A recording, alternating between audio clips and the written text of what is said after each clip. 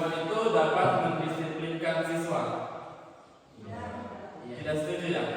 Ya, jadi menurut Bapak Ibu bahwa pemberian hukuman itu tidak dapat ya mendisiplinkan siswa. Terus yang kedua, pemberian hadiah meningkatkan prestasi siswa.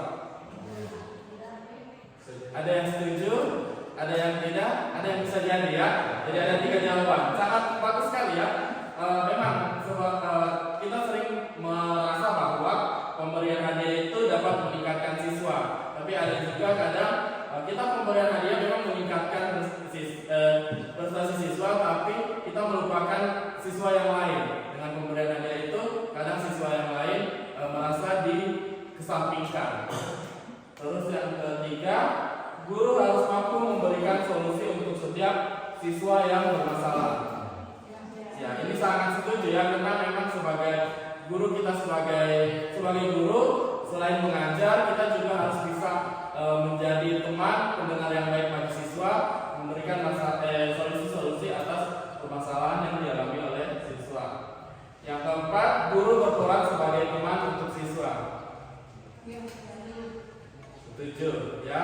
Jadi di satu kondisi memang kita perlu menjadi teman kepada siswa, tapi di satu kondisi kita tidak boleh menjadi teman, karena itu bisa berakibat terhadap perilaku siswa juga kepada kita ataupun orang yang lebih tua. Di sini apa itu budaya positif? Budaya positif yaitu perwujudan dari nilai-nilai atau keyakinan universal yang diterapkan di sekolah. Konsep-konsep inti untuk menciptakan budaya positif, yang pertama yaitu adalah disiplin positif. Disiplin positif ini bagaimana kita menerapkan menerapkan tindakan-tindakan yang dapat menjadi kebiasaan bagi kita sendiri sebagai guru maupun peserta didik dalam menciptakan sebuah disiplin yang positif. Terus yang kedua adalah motivasi perilaku manusia. Di sini motivasi perilaku manusia itu adalah semacam dorongan baik dari dalam diri sendiri maupun dari luar diri untuk melaksanakan suatu tindakan ya. Jadi motivasi itu bisa dari dalam diri kita sendiri, yaitu motivasi intrinsik, maupun dari luar seperti yang biasa dilakukan juga tuh, karena teman saya melakukan hal bagus, kita juga akan melakukan hal bagus, itu dinamakan sebagai motivasi. Terus yang ketiga, keyakinan kelas atau keyakinan sekolah.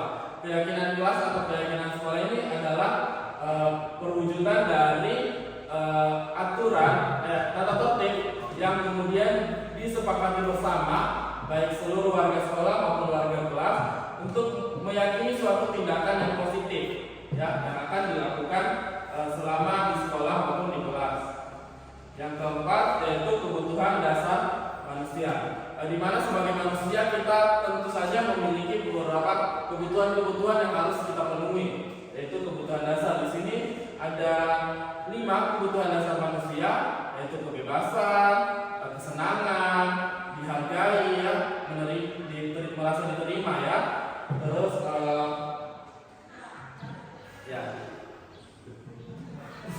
terus yang kelima yaitu adalah posisi kontrol seorang guru, di mana sebagai guru kita punya posisi kontrol kapan kita harus bersikap seperti apa dan seperti apa. Di sini ada 5 juga posisi kontrol guru, yaitu sebagai pemukul, sebagai manajer, sebagai teman,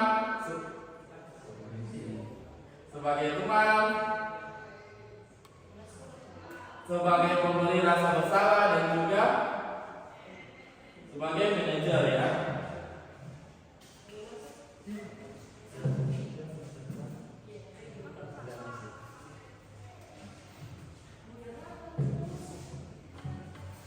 Terus yang terakhir adalah segitiga restitusi, di mana dalam permasalahan siswa kita perlu menerapkan yang namanya segitiga restitusi. Ada 3 tahapan dari segitiga restitusi. Yang pertama,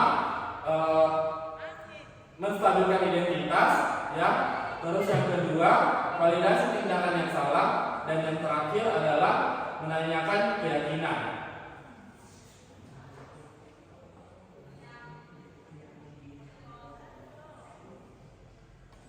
Ya, berikut adalah pergeseran paradigma teori kontrol. Yang pertama adalah ilusi guru mengontrol murid. Terus yang kedua, ilusi bahwa semua penguatan positif efektif dan bermanfaat. Terus yang ketiga, ilusi bahwa kritik dan membuat orang merasa bersalah dapat menguatkan karakter.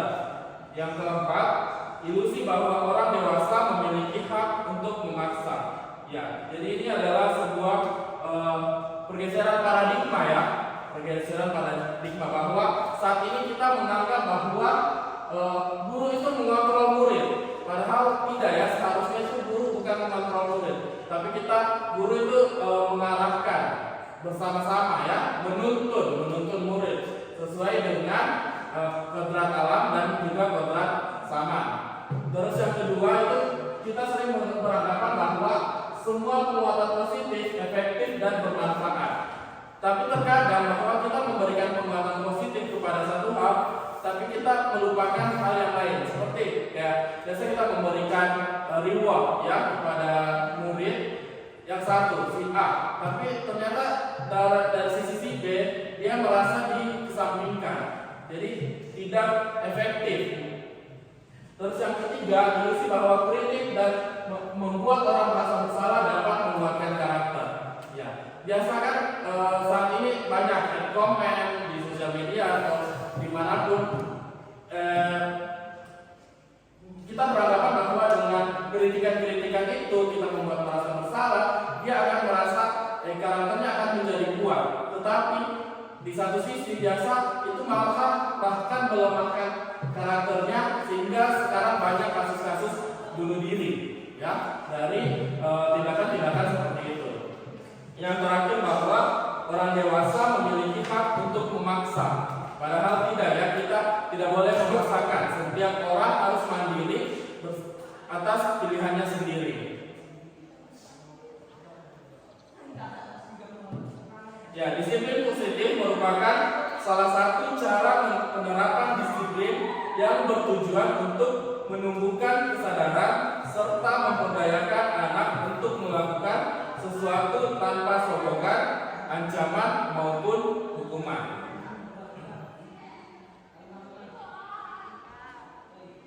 Nilai-nilai kebajikan universal. Yang pertama ada nilai-nilai kebajikan universal ini diambil dari profil pelajar Pancasila untuk peserta didik, yaitu yang pertama ada berkebinekaan global.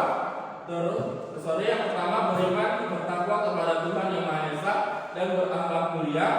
Terus yang kedua ada mandiri, yang ketiga bernalar kritis, yang keempat kreatif, yang kelima bergotong royong, dan terakhir berkebinekaan global.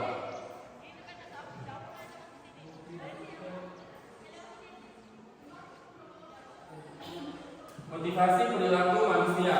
Yang pertama, menghindari ketidaknyamanan atau hukuman. Ini seringkali menjadi motivasi perilaku manusia di mana kita akan melaksanakan aturan untuk menghindari ketidaknyamanan atau hukuman, ya. Terus yang kedua, mendapat imbalan atau penghargaan. Terus yang ketiga, menghargai diri dan menjadi orang yang mereka inginkan.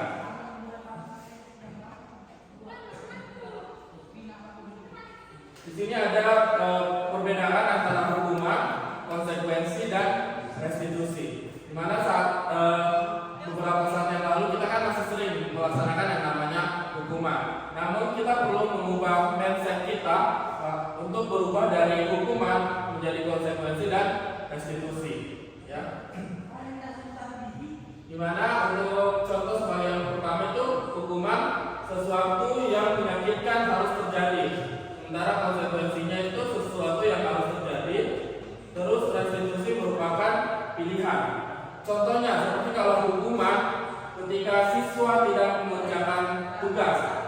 Seringkali kita memberi hukuman untuk berdiri di bawah terik matahari atau berdiri di belakang kelas ya, itu sering kita bolos. Tapi sekarang kita harus berubah sebagai konsekuensi atau restitusi.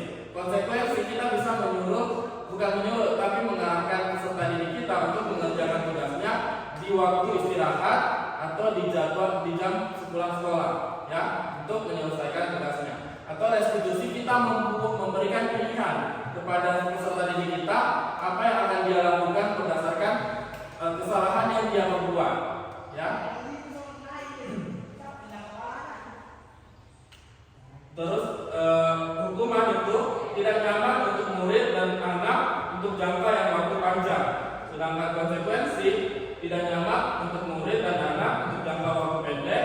Sementara restitusi menguatkan untuk murid atau anak dalam jangka waktu yang panjang. Ya, gitu ya.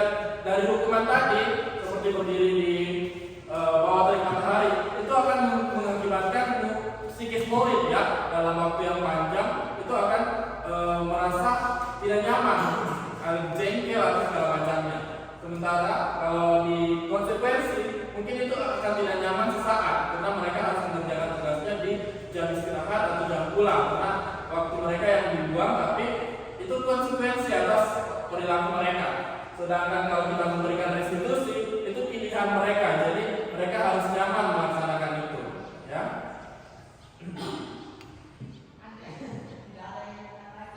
Terus berdasarkan bagian tadi,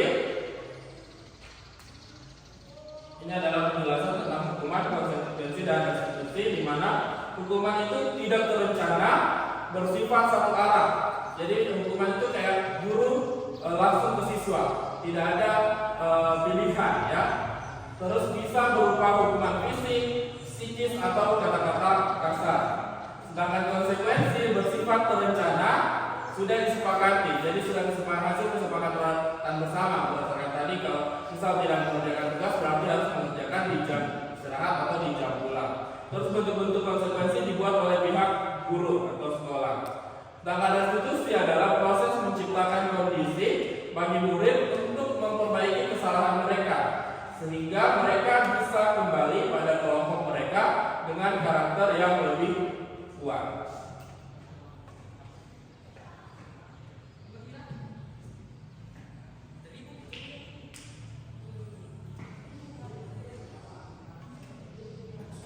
Sekarang saya mau tanya kepada Bapak Ibu Guru. Menurut Bapak Ibu Guru, di sini ada beberapa contoh.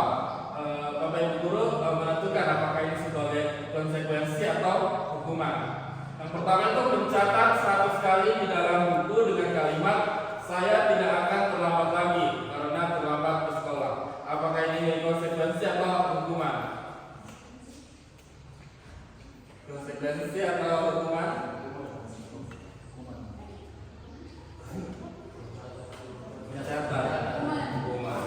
Hukuman ya. Ini kayaknya hukuman ya. Hukuman. Karena tidak ada. Iya sih. Terus kayak membuat jangka panjang dalam ingatan. Terus juga tidak ada kaitannya antara terlambat dengan menulis ya. Terus yang kedua, lari mengelilingi lapangan basket 2 kali karena terlambat hadir ke sekolah. Ini hukuman jelas ya, fisik ya. Terus membersihkan coretan yang dibuatnya sendiri di meja tulis. Ini konsekuensi ya. Iya, karena dia yang berbuat dia. Terus yang keempat, murid diminta untuk push up 15 kali karena memakai baju tidak rapi. Hukuman ya. Terus berdiri di depan kelas sambil mengangkat satu kaki karena tidak mengerjakan PR. Hukuman. Membersihkan WC karena merusak pensil teman. Hukuman. Lari keliling lapangan karena terlambat 10 menit saat pelajaran dijokan. Jadi konsekuensi ya. Karena biar bagaimanapun lari itu salah satu penjokan juga ya.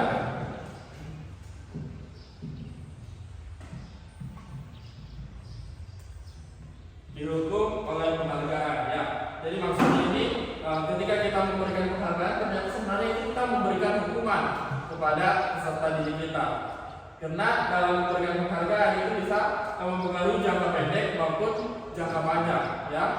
Biasa karena ada penghargaan jadi peserta didik mau belajar, toh. Tapi ketika penghargaan itu tidak ada, sudah hilang, ya. Dia merasa tidak ingin lagi untuk belajar. Terus yang kedua, penghargaan tidak efektif, ya. Jadi beberapa hal penghargaan itu yang seperti itu. Ketika ada penghargaan, ada motivasi untuk belajar. Tapi ketika penghargaannya tidak ada, tidak ada lagi motivasi untuk belajar. Jadi bukan motivasi belajarnya bukan dari diri sendiri. Terus penghargaan merusak hubungan, ya. Ini salah satu contohnya. Jadi ketika kita memberi penghargaan kepada satu orang, yang peserta didik yang lainnya tidak mendapat penghargaan itu akan merasa tidak enak, ya, merasa tidak diperhatikan. Penghargaan mengurangi ketepatan, terus penghargaan menurunkan kualitas, penghargaan mematikan kreativitas, dan penghargaan menghukum. Mengapa keyakinan kelas bukan peraturan kelas? Keyakinan kelas itu dibuat berdasarkan kesepakatan antara guru dan siswa dan bersifat universal, ya. Jadi keyakinan kelas itu bukan dibuat oleh satu orang, tapi merupakan kesepakatan, ya, antara semua warga kelas. Terus peraturan biasanya dibuat oleh guru dan bersifat satu arah. Jadi namanya peraturan, ya. Berarti aturan dibuat oleh guru harus dilaksanakan oleh semuanya. Padahal seharusnya tidak, ya. Karena kita akan melaksanakan bersama harus disepakati bersama. Terus prosedur membentukkan keyakinan kelas. Yang pertama, mempersilahkan siswa untuk mencurahkan ide tentang peraturan yang disepakati. Jadi pertama kali ketika kita mau membuat keyakinan kelas, kita meminta dulu dari peserta didik pemikiran mereka tentang peraturan-peraturan apa saja yang akan diterapkan di dalam kelas. Ya, setelah mempersilahkan siswa mencurahkan ide-idenya, kita catat peraturan-peraturan apa yang dibuat oleh siswa. Selanjutnya, biasanya kan peraturan itu bersifat negatif, seperti tidak boleh membuang sampah, tidak boleh ribut, tidak boleh menyontek, ya, tidak boleh, itu kalimat negatif. Sehingga kalimat negatif itu kita buat menjadi kalimat yang lebih positif. Misal, dari tidak boleh membuang sampah sembarangan menjadi buanglah sampah pada tempatnya, ya, itu dibuat menjadi kalimat positif. Seperti contoh lainnya, tidak boleh terlambat, kita buat menjadi hadir tepat waktu di dalam kelas, ya, dibuat menjadi kalimat-kalimat yang lebih positif. Selanjutnya, setelah kita buat menjadi kalimat yang positif, kita tinjau kembali, kita bilang hal-hal yang sama, yang searah, kayak tentang kebersihan kita satukan, tentang kedisiplinan kita satukan, tentang kejujuran kita satukan.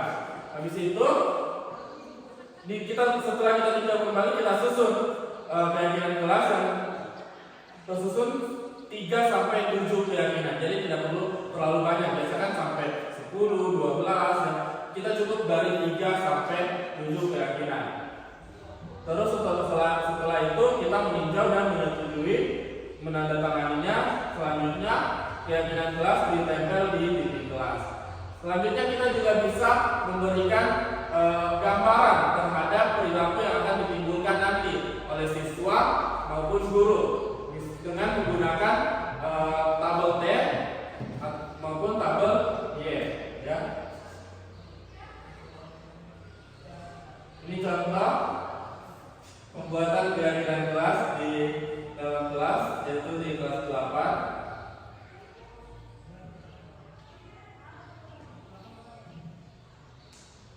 Selanjutnya posisi kontrol guru.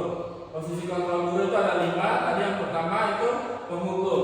Jadi biasanya itu guru itu bertindak sebagai penghukum. Terus yang kedua pembuat. Yang penghukum tadi contohnya seperti yang masih sering dilakukan, seperti harus lari 5 putaran atau berapa, ya, terhadap kalau ada siswa yang terlambat. Atau biasa dimarahi, ya, kalau tidak pakai sepatu. Kenapa kamu tidak pakai sepatu? Ya, sudah tahu ini sekolah harus pakai sepatu itu sebab penghukum, ya. Seseorang. Iya. Terus yang kedua ada adalah posisi pembuat rasa bersalah. Biasanya kan ini kadang masih ini pernah sebenarnya mungkin kita lakukan tapi kita tidak tahu bahwa sebenarnya kita pernah berada di posisi pembuat rasa bersalah ketika kita mengajar tapi peserta didik tidak mendengarkan dan kita bilang kalian ini tidak kasihankah sama Pak Guru, tidak kasihankah sama Bu Guru, Bu Guru sudah capek-capek menjelaskan tapi kalian tidak dengarkan. Itu sebagai contoh posisi kontrol guru yang membuat rasa bersalah. Terus yang ketiga ini sebagai teman, ya. Ini sering juga kita lakukan pasti sebagai teman, toh. Dan kita berinteraksi sebagai teman, toh. Tapi sebenarnya perlu diberi batasan, ya. Yang keempat sebagai pemantau.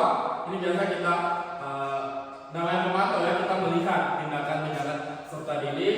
Di situ kita bilang tadi saya lihat kamu begini, ya. Terus yang terakhir adalah sebagai manajer. Ini kita bahas satu persatu. Berikut contoh video posisi kontrol guru.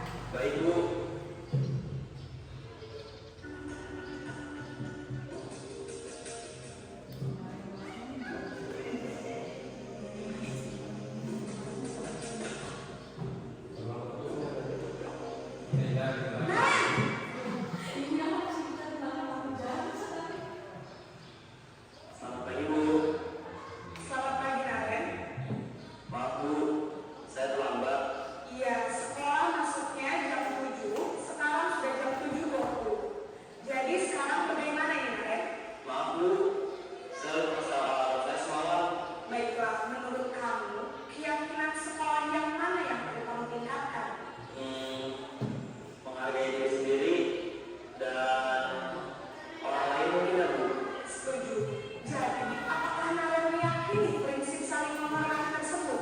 Ibu, saya meyakininya. Apakah kalian bersedia memperbaiki masalah keterlambatan ini? Bersedia, Bu. Bagaimana kalian akan memperbaiki masalah keterlambatan ini? Saya akan coba untuk tidak menyetel alarm saya, Bu. Baik, kalau kalian mau menyetel alarm di rumah, ada orang yang kira-kira bisa bantu mengingatkan tidak? Ada, Bu. Kakak saya, Kak Emma. Ada lagi selain Kak Emma? Selain Kak Emma, ada ibu saya. Baik, jadi yang mengingatkan kalian adalah Kak Emma dan Ibu Claudia. Kira-kira akan mulai set alarm kapan nih, Naren? Setelah pulang sekolah, akan segera saya lakukan. Baik, jadi Naren akan setel alarm untuk bangun besok pagi dan akan diingatkan oleh kakak dan ibunda Naren ya. Ada lagi yang mungkin perlu dilakukan Naren agar tidak terlambat bangun lagi? Tidak ada, Bu. Baik Naren, terima kasih untuk kerjasama kamu. Sekarang kamu perlu kembali ke kelas untuk belajar. Baik, Bu. Terima kasih.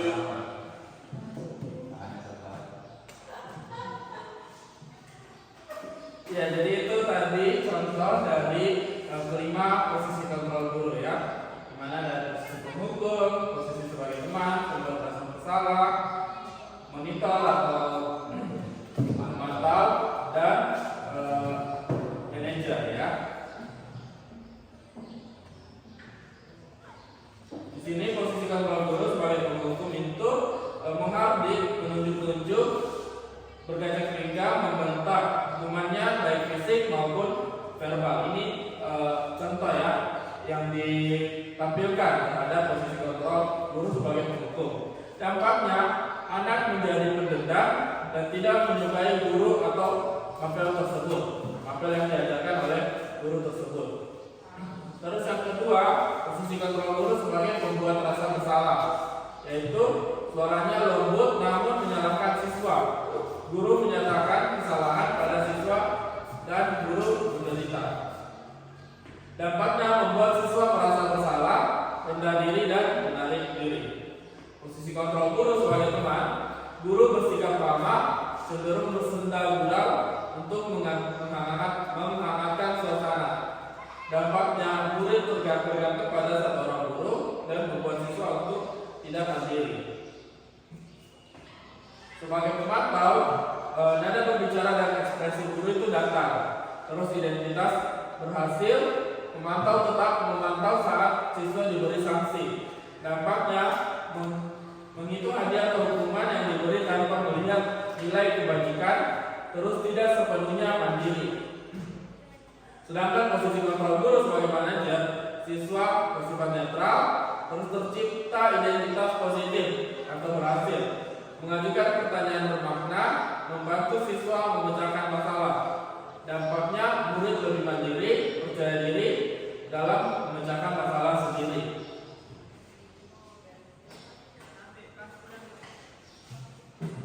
Kebutuhan pemantau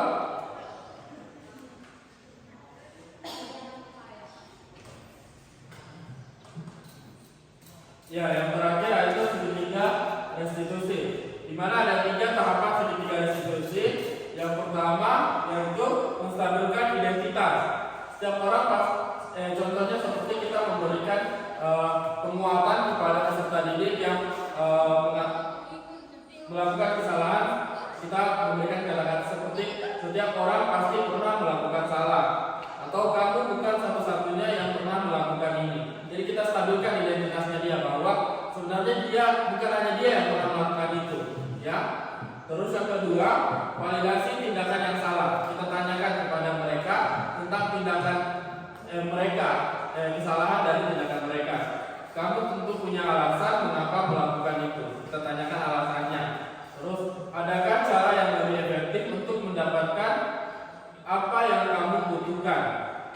Terus setelah kita menanyakan alasannya untuk validasi tindakan yang salah, tahapan yang terakhir yaitu menanyakan keyakinan. Seperti keyakinan kelas apa atau keyakinan sekolah yang dilanggar. Terus kita tanyakan, kamu ingin menjadi orang yang seperti apa? Setelah itu baru kita tanyakan restitusi apa yang akan dia lakukan, ya. Berikut contoh video segitiga restitusi.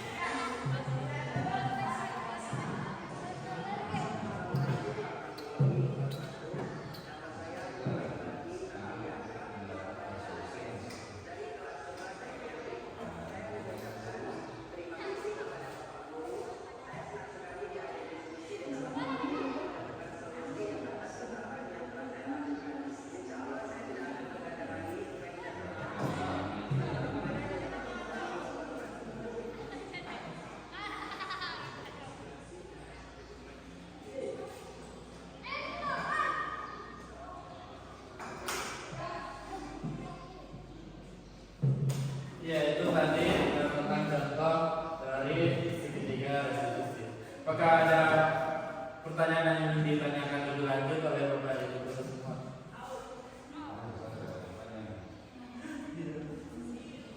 Pak Firman? Tentang disiplin positif, positif kontrol, segitiga restitusi.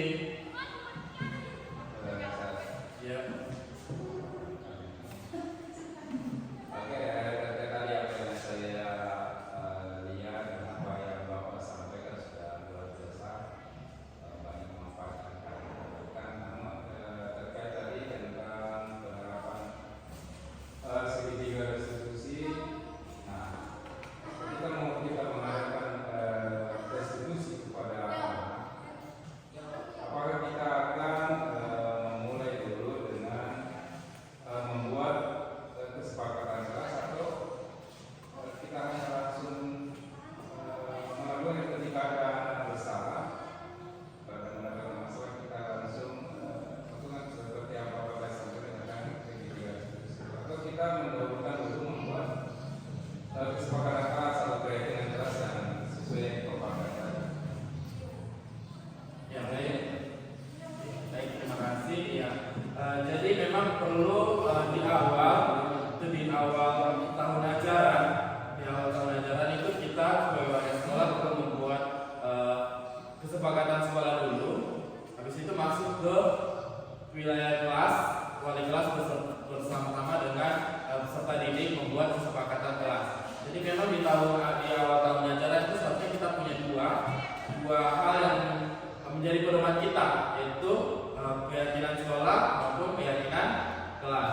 Jadi ketika dalam perjalanan kita proses belajar mengajar di sekolah ada terdapat peserta didik yang melanggar keyakinan kelas atau keyakinan sekolah, maka kita bisa melakukan restitusi dengan sesuai dengan apa yang menjadi keyakinan kelas maupun keyakinan sekolah kita, sehingga ketika kita memberikan restitusi kepada mereka terarah berdasarkan dengan keyakinan yang mereka keyakinan yang kita sudah sepakati yang mereka langgar. Jadi sebenarnya perlu di awal ini kan kita sebentar lagi awal tahun ajaran ya.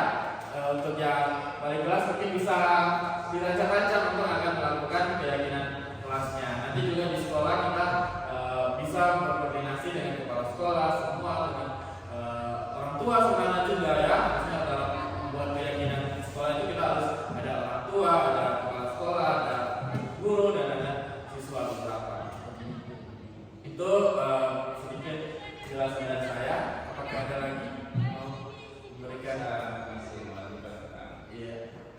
sesuai dengan keyakinan kelas. Apakah nanti ketika keyakinan kelas ini akan dibuat oleh masing-masing guru mata pelajaran, nanti kita akan menggunakan guru mata pelajaran, bukan kayak saya kan yang menggunakan guru kelas.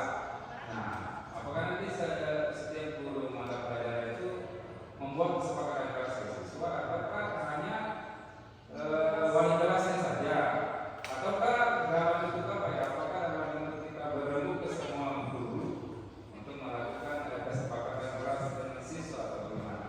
Mungkin ini yang kesepakatan sebenarnya kalau menurut saya kesepakatan dan keyakinan kelas itu agak sedikit berbeda. Kalau keyakinan kelas itu kan akan dibuat oleh wali kelas berdasarkan bersama dengan peserta didik, itu kan akan digunakan untuk di dalam kelas itu selamanya ya, istilahnya kayak setiap harinya kalau siapapun yang akan masuk di dalam kelas itu ya secara umum. Sedangkan kalau kesepakatan kelas itu bisa berdasarkan guru dengan mapelnya. Jadi setiap mapel itu mereka sepakat untuk melakukan ini dan itu. Tapi untuk keyakinan kelas ini kan lebih universal ya. Keyakinan kelas lebih universal. Jadi itu antara wali kelasnya dengan peserta didiknya. Jadi memang sama tapi sifatnya cukup berbeda antara kesepakatan dan keyakinan kelas. Oke, berarti pada intinya di sini bahwa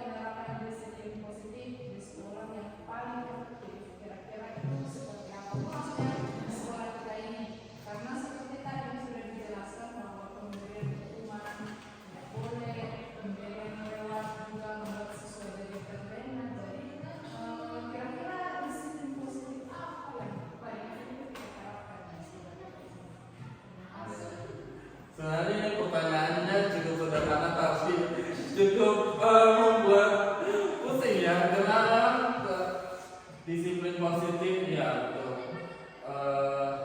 Menurut saya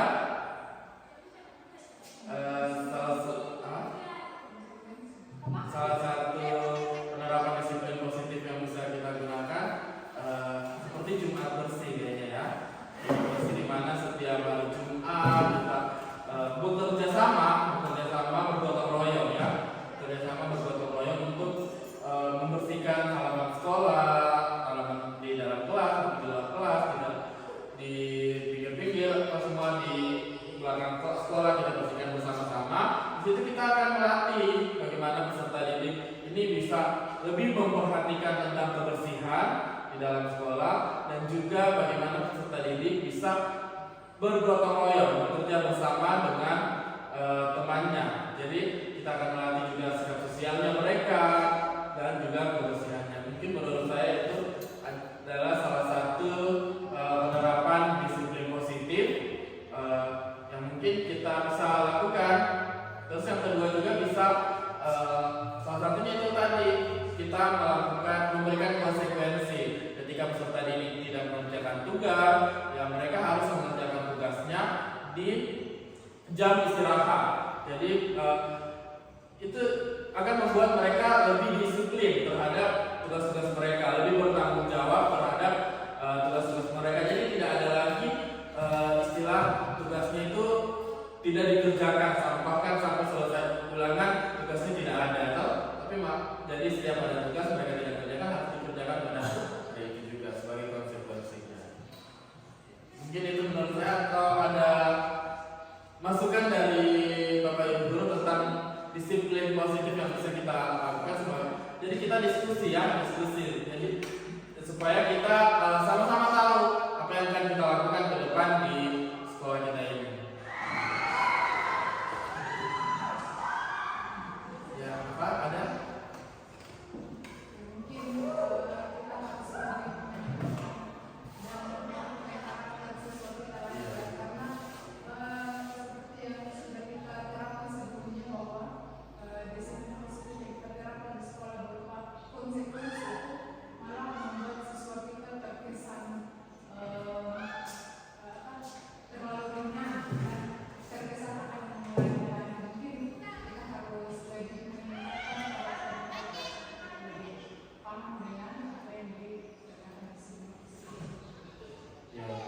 Jadi memang itu ya, memang kita di satu sisi ya itu tadi karena ada posisi kontrol guru, jadi memang terkadang kita sudah memberikan restitusi tapi restitusinya itu tidak jalan ya. Jadi memang kita harus selain dari restitusi kita harus menguatkan di posisi memantaunya. Jadi setelah restitusi jangan dihilangkan begitu saja. Setelah kita restitusi kita sudah tanyakan, tapi kita tidak lihat tindak lanjutnya bagaimana. Jadi memang harus setelah kita melakukan restitusi harus dipantau terus untuk supaya mereka merasa harus melakukan itu supaya akan tumbuh hal-hal positif terus di dalam peserta didik. Ya, ada lagi?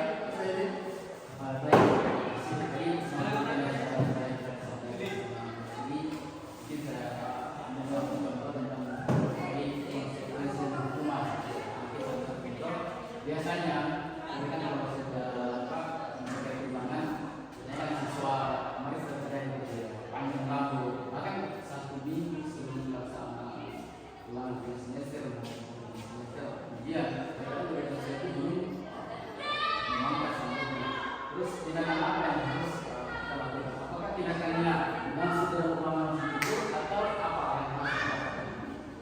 Karena mereka sudah terjadi. Ya, betul sekali ya. Sebenarnya ini memang masih sering jadi problematik di dalam sekolah ya, tentang kerapian ya. Makanya kenapa kita perlu ada yang sebenarnya di awal tentang keyakinan sekolah itu untuk menjaga kerapian ya, kerapian. Di sini memang sering dipertanyakan bahwa sebenarnya rambut itu tidak mengganggu pelajaran, atau pada dasarnya tidak mengganggu pelajaran. Tapi yang namanya kita punya keyakinan bahwa di sekolah ini kita harus menjaga kerapian. salah satu ketidakrapian itu dengan rambut yang acak-acakan ya. Itu salah satu tidak rapi. Berarti dia si anak ini dalam hal ini sudah melanggar keyakinan sekolah yaitu kerapian. Nah, konsekuensinya bagaimana ya? Tentu saja kita mengarahkan untuk mereka mencukur rambutnya. Tapi ketika hal itu tidak dilakukan, sebenarnya di sekolah kita itu harusnya mendatangkan tukang cukur profesional dan dicukur di sekolah, dipangkas di sekolah. Hanya memang kemarin masih sering terjadi bahwa gurunya yang mencukur, tapi seharusnya untuk melatih disiplin positif ini yang perlu dilakukan adalah mendatangkan tukang cukur yang bisa membuat rambutnya lebih rapi dari yang seharusnya diterapkan di dalam sekolah, yaitu keyakinan sekolah tentang kerapian. Itu menurut saya kalau ada tanggapan lain terhadap rambut ini, karena memang ini masalah rambut seringkali pasti bukan hanya di sini, kayaknya semua sekolah menjadi problematik terhadap rambut, apalagi di saat ini tuh rambut sudah tidak bisa dibedakan lagi antara siswa dengan yang non siswa. Ya, apakah ada lagi? Ya, silakan. Kalau tadi masalah rambut, kalau sekarang masalah prinsip lagi masalah sunat. Sekolah kan ini anak-anak di sini kalau kita kan sudah sering kali diberitahu tapi banyak sekolah rasanya kira-kira itu Ya, masalah sunat juga ini memang menjadi suatu permasalahan yang sering juga di sini ya, apalagi kalau musim hujan. Nah, ini perlu diterapkan. Yang pertama memang bisa kita terapkan sebagai konsekuensi maupun restitusi ya, dimana konsekuensinya itu mereka ya harus pulang mengganti sendalnya itu ya. Setelah itu baru diberikan restitusi bahwa supaya mereka tidak mengulangi hal tersebut. Atau salah satunya selain itu ya sebenarnya tidak boleh digunakan di dalam sekolah ya. Jadi hal ini tidak menggunakan alas kaki di dalam sekolah. Itu lebih sebagai konsekuensinya dia. Nah, sama saja ketika kita kan punya keyakinan masalah kerapian bahwa kita harus menggunakan sepatu hitam ya dari Senin sampai Kamis. Tapi ketika dia di hari Senin sampai Kamis dia menggunakan sepatu putih, sebenarnya itu tidak boleh digunakan. Dia harus pulang mengganti atau sepatu putihnya disimpan, tidak boleh digunakan di dalam lingkungan sekolah. Karena memang tenaga keyakinannya begitu kan, kita harus rapi ya sebenarnya. Tapi sebenarnya konsekuensi yang paling tepat harus pulang mengganti. Memang kalau misalnya siswa ini tidak mampu membeli sepatu, apakah sekolah atau memberikan sepatu baru, dia memang tidak mampu tidak bisa. Iya kalau iya,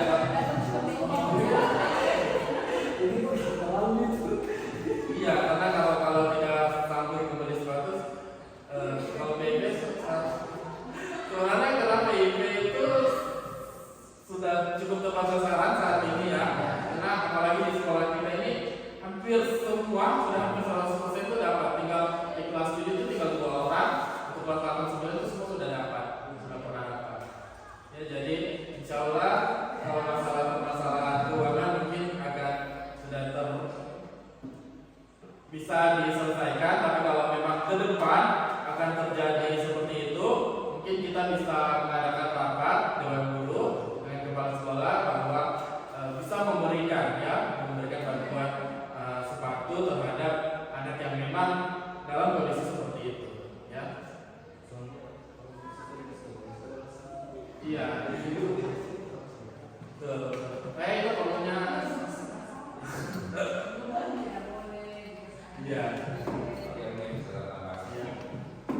Oke, jadi terkait tadi tentang apa yang disampaikan Pak sudah baik, dan apa yang ditanyakan teman-teman guru bahwa tentang bagaimana itu hukuman dan sebagainya. Tentunya di sekolah kita sesuai mungkin bisa nanti karena kita belum semua mengadakan dengan kelas maupun kesepakatan kelas.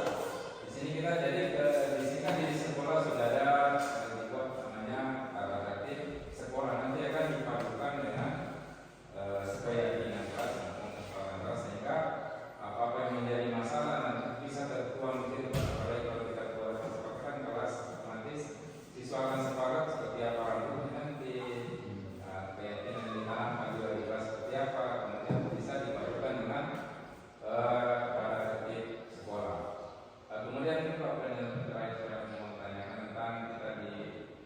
minimal kita sebagai guru ini ada di posisi kontrol di mana untuk sekarang minimal Dari 5 tadi. dari 5 posisi kontrol itu. Memang kita dulu ada di posisi mana? Paling tepat. Nah, kalau sama kalau dulu saya ini masih hari ini masih saya kasih posisi kontrol pendukung. Nah mungkin kalau lebih baiknya dulu ya kita ambil dulu minimal kita harus ada di posisi mana saya dulu. Nanti mungkin kedepannya bisa kita sampai di posisi paling atas itu adalah posisi manajer. Jadi mungkin dari bapak sendiri kita seharusnya itu ada minimal posisi di mana. Mungkin Ada sedikit ya. Kalau menurut saya kita minimal itu di posisi pemantau, karena di posisi pemantau kan kita sudah meniadakan hukuman, ya otomatis semua yang kita berikan kepada peserta didik itu sebagai konsekuensi atas terhadap tindakannya, dan juga konsekuensi itu kan bukan dari kita sebenarnya, ya itu sebuah proses bagaimana mengajarkan disiplin positif pada peserta didik. Jadi ketika kita jadi minimal menurut saya itu berada di posisi pemantau. Jika bisa ya memang seharusnya kita berada di manajer, ya manajer seperti itu. kalau di posisi teman belum. Kayaknya di posisi teman belum memberikan apa. Kalau di posisi teman, karena kalau menurut saya, apalagi kita ini kan baru mengenal tentang disiplin positif ini. Apakah kita bisa dulu ada di posisi teman? Apakah kita ini langsung memantau? Karena menurut saya di posisi pemantau itu masih, kalau menurut saya dia masih susah. Jadi apakah saya bisa ada dulu di posisi teman seperti itu? Iya. Sebenarnya tergantung permasalahannya. Kalau kita lihat sebenarnya posisi ini bisa sih diterapkan semua posisi kontrol ini bisa diterapkan tergantung dari konteks permasalahan yang kita hadapi terhadap peserta didik. Kalau permasalahan itu masih bisa ditolerir, itu bisa kita sebagai posisi teman, ya. Maksudnya masih ya tidak ada konsekuensi hukuman ataupun restitusi yang perlu berarti dijalankan oleh peserta didik, ya itu bisa saja kita menjadi posisi teman kepada peserta didik. Tapi ketika permasalahan yang dialami peserta didik ini perlu tindakan untuk diberi konsekuensi ataupun restitusi, maka kita harus berada di posisi kontrol, pemantau ataupun manajer. Menurut saya begitu. Ada lagi? Enggak, berarti posisi pemimpin ini berarti sudah dibayar semua. Posisi penghukum sebenarnya bisa kayak seperti tadi di pelajaran PJOK, tapi dia tidak pelajaran PJOK tapi dia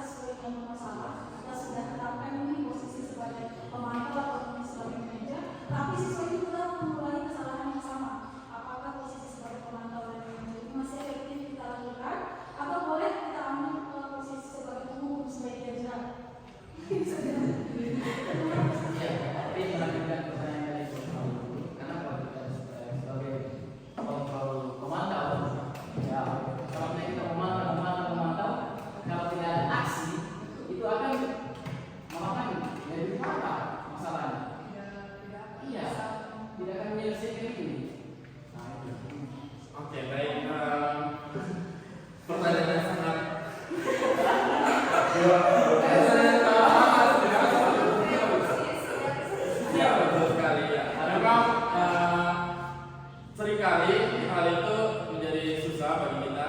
Tapi menurut saya mungkin kita bisa yang pertama kali kita perlu lakukan itu berkolaborasi dengan semua guru dulu toh. Karena terkadang kita rasakan itu karena hanya kita sendiri yang memperhatikan siswa itu, mengenal siswa itu. Jadi siswa juga akan merasa bu ini Ji, Pak ini Ji, tidak terlalu merasa pada dirinya. Tapi ketika semua guru, apalagi sampai kepala sekolah memperhatikan siswa itu, memberi restitusi, memantau siswa itu, pasti dia akan sedikit tergerak ya.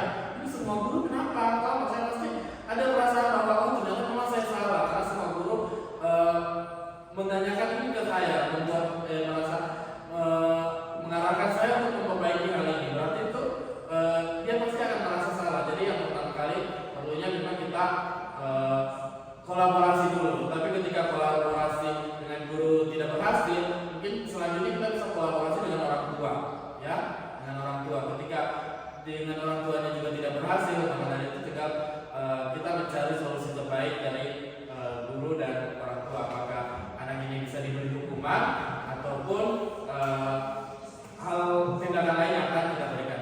Tapi itu harus berdasarkan kesepakatan antara guru dan orang tua.